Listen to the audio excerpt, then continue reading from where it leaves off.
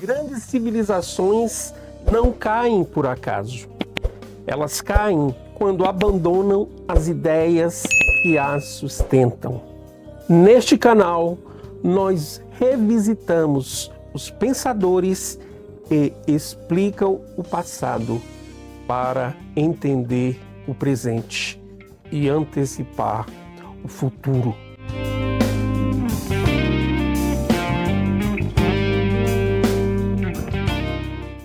O mito da caverna de Platão. E se tudo aquilo em que você acredita estivesse errado? Não estou falando sobre pequenos erros. Não estou falando sobre ter errado o nome de um ator ou se lembrado mal de uma data histórica. Estou falando sobre algo muito maior. Estou falando sobre a possibilidade de que a sua visão do mundo inteiro, suas opiniões políticas, seus valores, suas certezas mais profundas, seja construída sobre sombras, imagens fabricadas, projeções, ilusões cuidadosamente montadas para que você nunca precise questionar nada. Há 2.400 anos, um homem chamado Platão descreveu exatamente esta situação. Ele a chamou de a alegoria da caverna. E o mais perturbador, cada detalhe que ele escreveu naquela época, cada corrente, cada sombra, cada manipulador escondido atrás de um muro, parece ter sido escrito especificamente sobre o mundo em que você acorda toda manhã. Nos próximos minutos, você vai conhecer a história mais importante da filosofia ocidental. E quando terminar, tenho quase certeza de que você nunca mais vai olhar para o seu feed de notícias da mesma forma. Para entender Platão, você precisa primeiro entender o mundo que o criou. Atenas, século V a.C., a cidade mais intelectualmente vibrante que a humanidade jamais produziu. Imagine uma praça, a ágora, onde filósofos, comerciantes, políticos e artesãos se misturavam todos os dias, onde ideias eram debatidas com a mesma intensidade com que hoje debatemos nas redes sociais, onde um homem com argumentos suficientemente poderosos poderia mudar a opinião de centenas de pessoas em uma única tarde. Essa cidade tinha inventado a democracia, tinha criado o teatro, a história como disciplina intelectual, a medicina baseada em observação, tinha construído o Partenon. E nessa cidade havia um homem extraordinário. Seu nome era Sócrates. Sócrates não era nobre, não era rico.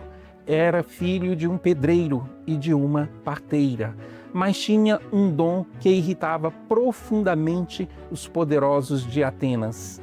Ele fazia perguntas. Perguntas simples, aparentemente inocentes. O que é a justiça? O que é a virtude? Você realmente sabe o que acredita saber? E, invariavelmente, ao final dessas conversas, as pessoas percebiam que não sabiam de nada, que suas certezas eram castelos de areia. Os políticos odiavam isso, os generais odiavam também, os sacerdotes odiavam mais ainda. Em 399 a.C., Sócrates foi julgado à acusação corromper a juventude e não respeitar os deuses da cidade.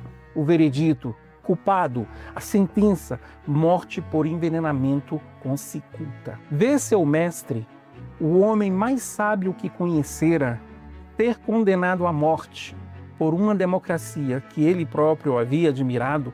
Isso partiu algo dentro de Platão. Ele foi exilado, viajou pelo Mediterrâneo, estudou no Egito, na Itália e na Sicília. E quando voltou a Atenas, fundou a Academia, primeira universidade do mundo ocidental, e começou a escrever. Entre os que assistiram àquele julgamento estava um jovem de 28 anos, aristocrata, atleta, escritor talentoso. Seu nome de nascimento era Aristócles, mas ficou para a história como Platão. E aquele dia mudou tudo. Escrever para responder à pergunta que não o abandonava desde a morte de Sócrates. Por que as pessoas vivem em erro? Por que escolhem a ilusão em vez da verdade? Porque uma multidão pode votar pela morte do homem mais sábio entre elas. A resposta que ele encontrou, ele colocou num texto chamado A República. E no centro desse texto, no capítulo 9, há uma história sobre uma caverna. Imagine, você está dentro de uma caverna profunda, subterrânea. Não é uma caverna pequena, é um labirinto de pedra que você nunca explorou completamente. Desde que nasceu, você está sentado de frente para a parede do fundo. Não por escolha, não por ter escolhido qualquer coisa. Seus pés estão acorrentados, seu pescoço está preso por correntes de ferro que não permitem que você vire a cabeça. Não pode olhar para os lados nem para trás, somente para a frente. À sua volta, na mesma situação, estão outras pessoas. Algumas você conhece desde sempre, outras são estranhos, mas todos estão presos da mesma forma, olhando para a mesma parede. Atrás de você, há alguma distância, há uma fogueira, e entre vocês e a fogueira há um muro, baixo o suficiente para que figuras possam ficar atrás dele sem serem vistas. É neste muro que acontece algo que você não sabe. Existem pessoas, homens e mulheres, que caminham atrás daquele muro carregando objetos, estátuas de madeira, figuras de pedra, formas de animais, de pessoas, de coisas que talvez existam e talvez não existam. Esses objetos projetam sombras na parede à sua frente.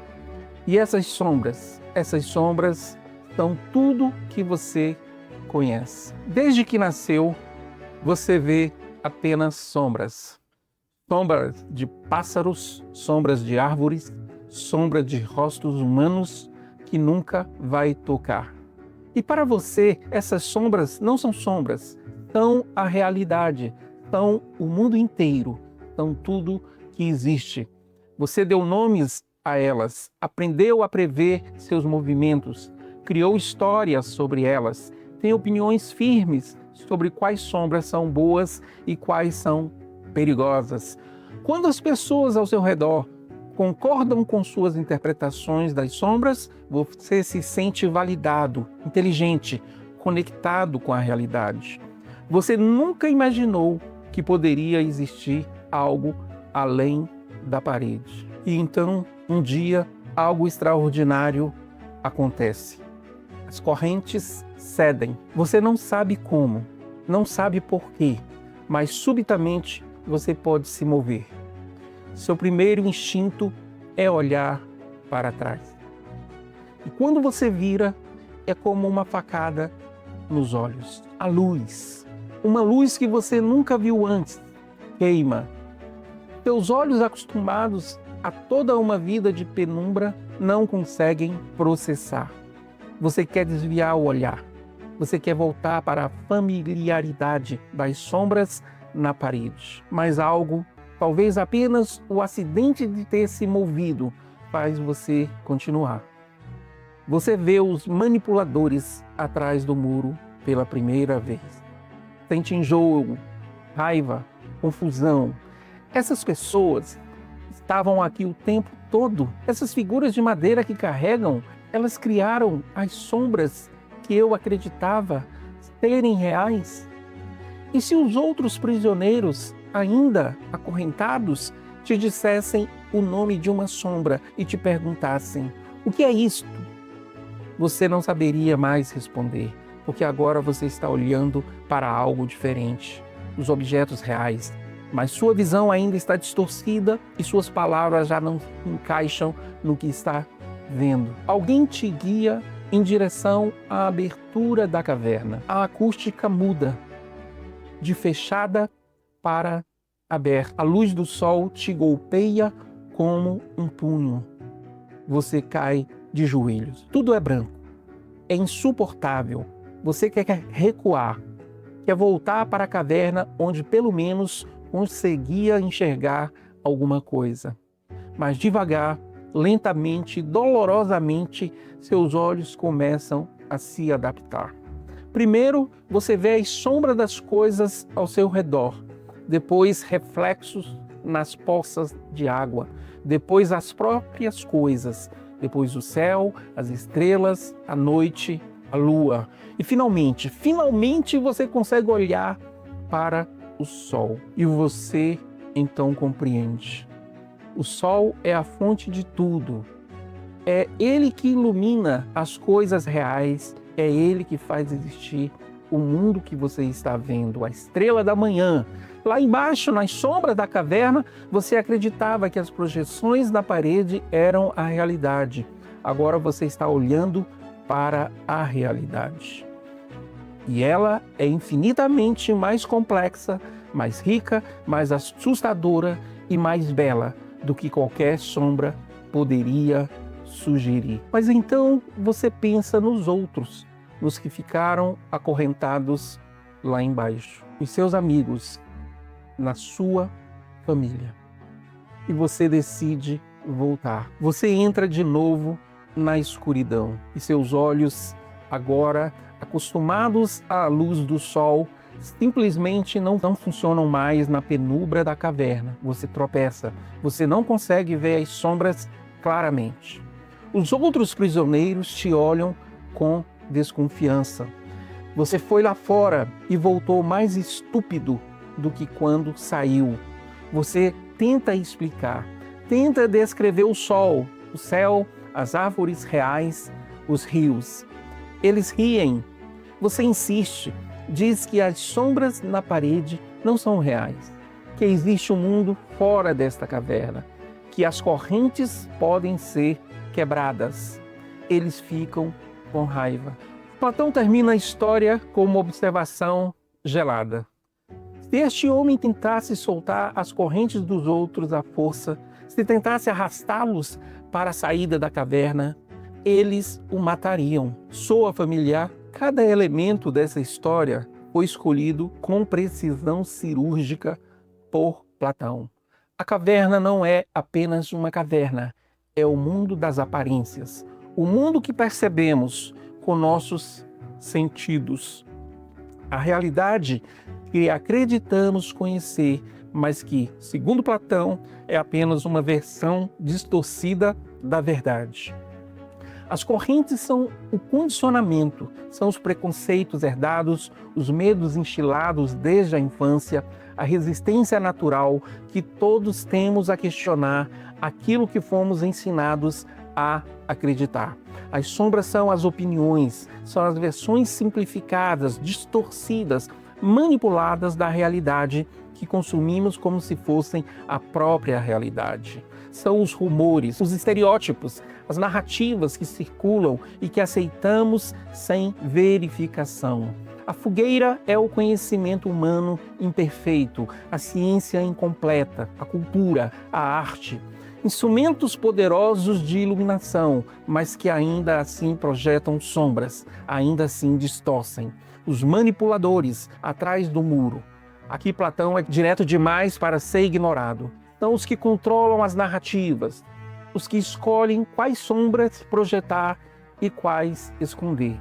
Os que têm interesse em manter os prisioneiros olhando na direção errada. O mundo exterior é o reino das formas. Para Platão, as coisas reais não são os objetos físicos que vemos, são as ideias perfeitas, porque por trás delas, a cadeira perfeita, o triângulo perfeito, a justiça perfeita. Tudo que existe no mundo físico é apenas uma cópia imperfeita dessas formas eternas. E o sol? O sol é o bem, é a verdade última. É aquilo que torna todas as coisas cognoscíveis. É o princípio de toda a realidade. É o Logos eterno. Agora vou te fazer uma pergunta direta. Você consegue pensar em algum momento da sua vida em que descobriu que algo que acreditava ser verdade não era? Quando a sombra que você conhecia deixou de parecer sombra e você finalmente viu o objeto real, essa dor que sentiu, essa resistência, esse desejo de fechar os olhos e voltar para a versão mais simples das coisas. Platão tinha um nome para isso.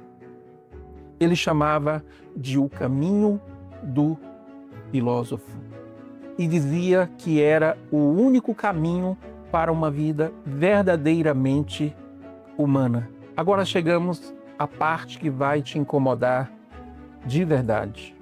Porque se você acha que o mito da caverna era uma curiosidade histórica, uma metáfora simpática para aulas de filosofia no ensino médio, você precisa reconsiderar.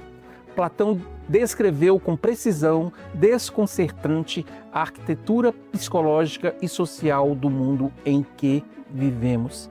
Deixa eu te mostrar. No século XX, a comunicação moderna, o rádio, a televisão, os jornais, as revistas. E agora, no século XXI, as redes sociais. As redes sociais são uma caverna. Você passa horas por dia olhando para uma parede luminosa, não para a realidade, para a representação da realidade. Fotos editadas, vídeos cortados, declarações fora de contexto, versões cuidadosamente selecionadas de vidas, eventos e ideias. E como prisioneiros de Platão, você deu nome a essas sombras, criou opiniões sobre elas, votou em enquetes sobre elas, brigou com desconhecidos sobre a interpretação correta delas. Mas aqui está o detalhe que Platão não poderia ter previsto em toda a sua genialidade filosófica. Os algoritmos são os manipuladores atrás do muro, e eles são infinitamente mais eficientes do que qualquer manipulador humano poderia ter. Um algoritmo não dorme, não tem emoções, não tem agenda política própria, mas tem um objetivo muito claro: maximizar o tempo que você passa na plataforma.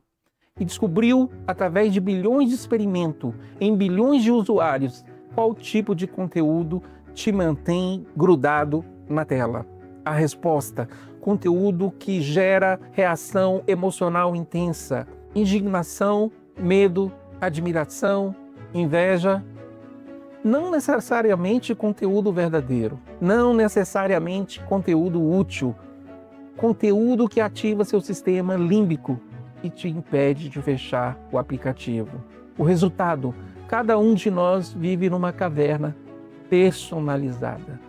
Você vê sombras diferentes das que seu vizinho vê, das que seu familiar no grupo de WhatsApp vê, das que seu colega de trabalho com opiniões políticas diferentes vê. E quando você sai dessa caverna e tenta conversar com alguém que vive em outra caverna, é como se vocês estivessem descrevendo realidades completamente diferentes. Mas as redes sociais são apenas parte da história. Tem também notícias falsas, reportagens que defendem personalidades criadas especificamente para serem mais convincentes, mais emocionalmente impactantes, mais fáceis de compartilhar do que a realidade, que sempre é mais complexa, mais ambígua, mais difícil de digerir em 3 segundos. Uma mentira bem construída pode circular o planeta antes que a verdade calce os sapatos. E quando a verdade finalmente chega, o prisioneiro já formou uma opinião, já entrou em conflito com outros prisioneiros, já se identificou com aquela mentira como parte de sua identidade. Corrigi-lo agora não é só oferecer informação nova, é ameaçar quem ele é. O consumo desenfreado é outra corrente. Uma das formas mais eficazes de manter alguém olhando para a parede da caverna é garantir que ele nunca se sinta satisfeito com o que tem. A indústria publicitária descobriu isto há décadas. Antes de você desejar um produto, ela precisa te convencer de que sua vida atual é incompleta, de que você está faltando algo, de que a versão correta de você usa aquela roupa, dirige aquele carro, mora naquele apartamento. As sombras projetadas na parede da caverna do consumo são os estilos de vida impossíveis, as imagens retocadas. Os influenciadores que vendem uma versão da realidade cuidadosamente filtrada para parecer espontânea. E você compra. Não apenas produtos, você compra a ilusão de que comprar vai te aproximar da versão sombra da felicidade que está vendo na parede. O tribalismo ideológico é talvez a corrente mais pesada de todas. Observe qualquer debate político nas redes sociais. Não é um debate, é uma guerra de sombras. Cada lado projeta na parede a versão mais feia, mais estúpida, mais maliciosa possível do adversário e gasta energia enorme debatendo essa caricatura em vez de engajar com o argumento real. E quando alguém do seu grupo tenta dizer, espera, a situação é mais complexa do que isso, o que acontece? A mesma coisa que aconteceu com o prisioneiro que voltou à caverna. Você foi lá fora e voltou mais tolo do que quando saiu. Essa é a percepção dos que ficaram. Não estou dizendo que a culpa é de qualquer partido, de qualquer ideologia, de qualquer grupo específico. Estou dizendo algo diferente e muito mais perturbador. Estou dizendo que todos nós, independentemente de onde estamos no espectro político, estamos potencialmente presos em nossas próprias versões da caverna. E o primeiro passo para sair não é provar que o outro lado está errado, é ter a coragem de questionar no que acreditamos e no que sabemos. Por que estamos ainda falando de uma história escrita há quase 2.400 anos? Por que o mito da caverna não ficou preso nas páginas da República de Platão? Ele saiu andando pela história, infiltrou-se em cada grande movimento intelectual do Ocidente e continua vivo e talvez mais urgente do que nunca. O pensamento grego construído sob Platão definiu os alicerces da filosofia ocidental. Aristóteles, seu aluno mais brilhante, discordou de muitas conclusões do mestre, mas a pergunta fundamental que Platão plantou, a pergunta sobre a diferença entre aparência e realidade, tornou-se a questão central de toda a filosofia que veio depois. Quando o cristianismo se espalhou pelo Império Romano, encontrou no platonismo uma linguagem filosófica extraordinariamente útil.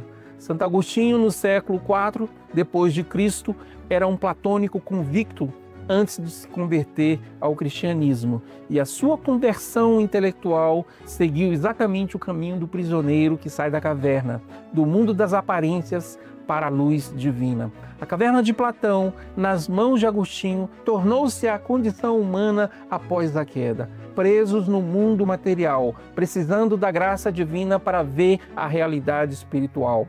São Tomás de Aquino, séculos depois, fez a síntese monumental entre a filosofia grega e a teologia cristã, que fundamenta boa parte do pensamento católico. A hierarquia platônica do mundo das sombras até o bem supremo encontrou eco na hierarquia teológica que vai da criatura ao Criador. O Renascimento releu Platão com olhos novos. Os humanistas italianos do século XV viram no prisioneiro que sai da caverna a metáfora perfeita do homem que desperta da Idade Média e descobre pela primeira vez em séculos que pode conhecer o mundo com seus próprios olhos, que pode usar a razão sem precisar de autoridade religiosa para cada passo, Leonardo da Vinci saindo da caverna para observar a natureza, Galileu sendo forçado a negar o que seus olhos e sua matemática mostravam claramente. Os dois são, a seu modo, versões do prisioneiro de Platão. O iluminismo no século XVIII levou isto ainda mais longe.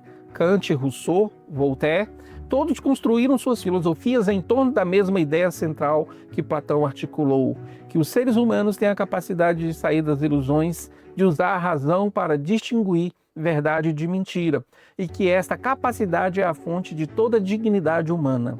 Ouse saber. Sapere aude. O lema do iluminismo kantiano é, em essência, a voz de Platão, chamando o prisioneiro para se levantar e olhar para a saída da caverna. A ciência moderna. O método científico, a ideia de que não podemos confiar apenas nas nossas percepções imediatas, que precisamos testar, questionar, falsificar nossas hipóteses, é uma versão institucionalizada da saída da caverna. Todo cientista que contraria o consenso, que apresenta evidências que contrariam o que todos acreditavam, está repetindo o gesto do prisioneiro libertado. E todo cientista que é ridicularizado, marginalizado ou ignorado por seus pares por apresentar uma verdade inconveniente, está repetindo o destino do prisioneiro que voltou. A história da ciência é, em grande parte, a história de pessoas que saíram da caverna do consenso e voltaram para dizer: o que vocês veem não é o que existe. Então, a questão prática. Se você chegou até aqui, provavelmente está se perguntando: muito bem, a caverna existe. E agora? Platão não era um pessimista. O mito da caverna não é uma condenação sem apelo. É um mapa. E o mapa mostra o caminho. O primeiro passo é o mais difícil. Perceber que você está na caverna, não a outra pessoa, não o outro lado político, não a outra geração. Você, esta consciência de que sua visão de mundo pode estar distorcida por fatores que você não controla completamente, é o equivalente de sentir as correntes cederem. É desconfortável, é humilhante, é necessário. O segundo passo é diversificar as fontes de luz. Se você lê apenas um jornal, pegue apenas pessoas que concordam com você, frequenta apenas ambientes intelectuais onde todo mundo pensa igual, você está literalmente olhando para as sombras projetadas por uma única fogueira. Leia autores com quem discorda, não para ser convencido, para entender a melhor versão do argumento que você rejeita, para testar suas próprias certezas contra as melhores objeções possíveis. A filosofia tem um nome para isto: princípio da caridade intelectual. O terceiro passo é cultivar o pensamento crítico, não como uma arma para destruir os argumentos dos outros, como um instrumento para examinar os seus próprios. Quando você acredita em algo fortemente, pergunte-se: quais as evidências me convenceriam do contrário?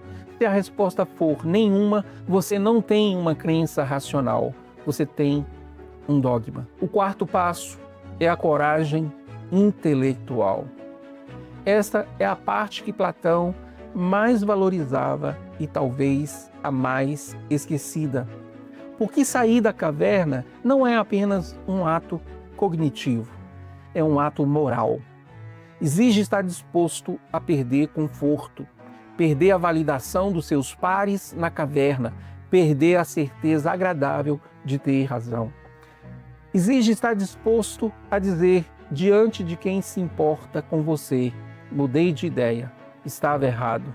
Essa frase, estava errado, é talvez as duas palavras mais corajosas que um ser humano pode pronunciar. O quinto passo, e este é o mais paradoxal, é voltar.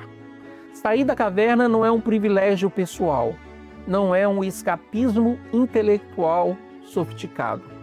O prisioneiro de Platão voltou, porque o conhecimento só tem valor completo quando é compartilhado, quando ilumina outras pessoas, quando contribui para construir uma sociedade um pouco menos cega.